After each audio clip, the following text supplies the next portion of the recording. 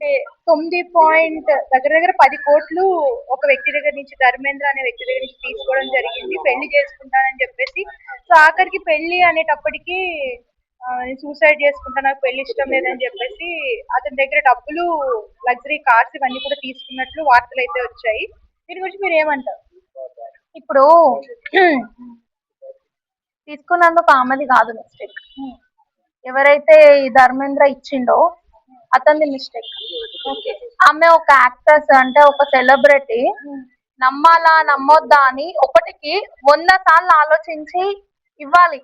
ఇప్పుడు అగాధం బయట 10 రూపాయలు అప్పిమంటే ఇస్తారా? కొన్ని ఈయన రోజు వస్తాను ఒక 100 రూపాయలు అంటే ఇస్తారు కావచ్చు, అంత లేకుంటుండదు. 10,000 ఇవ్వమంటే ఇస్తారు?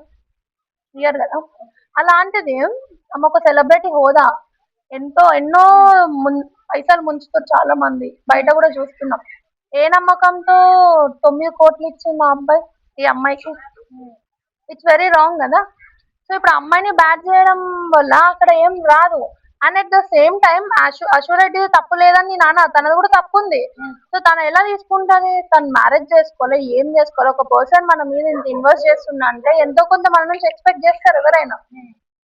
అది ఎక్స్పెక్ట్ చేస్తున్నాను తను తెలుసుకోకుండా తను తీసుకునేదే కాక ధర్మేంద్ర మీద అది యాక్షన్ తీసుకుంటా, కేసు పెడతా, అది పెడతాను, ఉల్టా దబాయిస్తాను.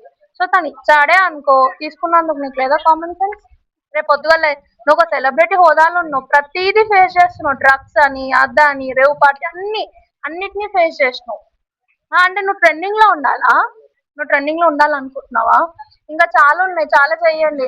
అంతేగాని ఒకళ్ళ డబ్బు కొట్టి, ఒకళ్ళ డబ్బు తీసుకొని, ఒకళ్ళని ఇచ్చేయడం, మళ్ళీ వాళ్ళనే దబాయించడం అనేది ఇట్స్ వెరీ రాంగ్. కొంచెం మీ నుంచి ఇన్స్పైరింగ్ ఉండాలా మీరు. మిమ్మల్ని చూసి మేము ఇన్స్పైర్ అవ్వాలి.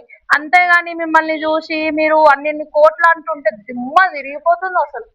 అవి కోట్ల లేకపోతే కోటిలా దొరికే కోట్ల అన్నంత ఇదైపోతుంది మొత్తం. అదే.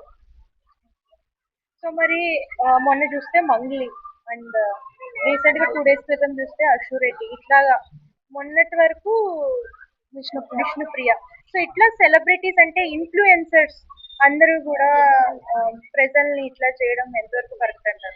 ఇప్పుడు ఇన్ఫ్లుయెన్సర్ విష్ణుప్రియ కాడికి వచ్చేస్తే అండి, మనం అది తన ఇష్టం, మనం జడ్జ్ చేయలేము ఎవరిని కూడా. చూసే వాళ్ళది తప్పు, సబ్స్క్రిప్షన్ తీసుకొని చూసే వాళ్ళది తప్పు. ఆమె పర్సనల్ లైఫ్, ఆమె వ్యక్తిగా ఆమె లైఫ్ స్టైల్, అది మనం జడ్జ్ చెయ్యం. చూసే వాళ్ళకన్నా బుద్ధి ఉండాలి కదా. ఇప్పుడు ఇంత మనం ఇన్వెస్ట్ చేసి చూస్తున్నాం, మనకేమొస్తుంది, మన కెరియర్ మీద అంతో కొంత ఫోకస్ చేస్తే లైఫ్లు బాగుంటాయి కదా అనే కామన్ సెన్స్ మనకు ఉండాలా. చూపించే వాళ్ళ తప్పులేదు, చూసే వాళ్ళదే తప్పు. అది కరెక్ట్ అంటారా? It's very wrong. కానీ అది రాంగ్, కానీ ఆమె చూపించడం అది ఆమె పర్సనల్ కదా, అది ఆమె పర్సనల్. ఇప్పుడు బయట పర్సనల్ లైఫ్ పర్సనల్ గా ఉంచుకోవాలి కదా, నలుగురికి ఎందుకు చూపించాలి? అది అదే అంటున్నా, ఆమె పర్సనల్ లైఫ్ లో ఆమె ఇష్టంతో ఆమె చూయించుకుంటుంది, ఎవరి ఫోర్స్ వల్ల కాదు కదా. ఆమె మనీ ఎర్న్ చేసుకోవాలనుకుంటుంది, ఈ ద్వారా ఆమె మనీ ఎర్న్ చేసుకుంటుంది.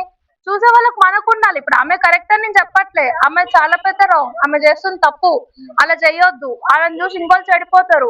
కానీ చూసే వాళ్ళకి మనది కూడా తప్పు ఉంది కదా, మనం చూడొద్దు కదా. మనం చూడనప్పుడు ఆమెనే బంద్ చేసుకుంటది కదా, చూపించకుండా. నాకు సబ్స్క్రిప్షన్ పెట్టినా నాకు వస్తలేరు, నేను చేయడం ఇది రాంగ్ అని చెప్పి ఆమె మానుకుంటది కదా. మనమే ప్రోత్సహిస్తున్నాం ఆమెని సబ్స్క్రిప్షన్ చేసుకుంటా. ఆమె ఏమైపోతుంది, అబ్బో ఇట్లా చూపిస్తే నాకు ఇంకెక్కువ వస్తున్నాయి అమౌంట్ అని తను చూపిస్తుంది, అంతే కదా.